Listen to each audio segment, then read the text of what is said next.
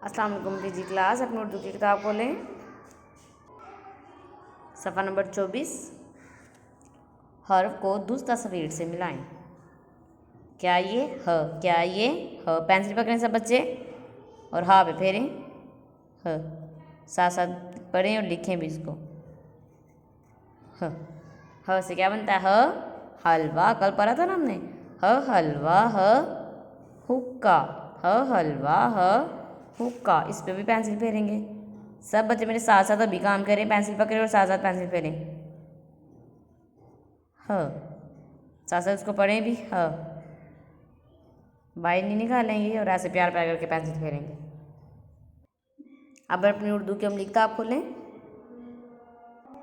सफ़ा नंबर 30। ये होमवर्क करेंगे इधर से इधर तक, पेंसिल फेरें ऐसे। शाबाश, मेरे साथ साथ सब बच्चे अभी काम कर लें। हाँ, ऐसे सब बच्चे पूरा पेज करेंगे।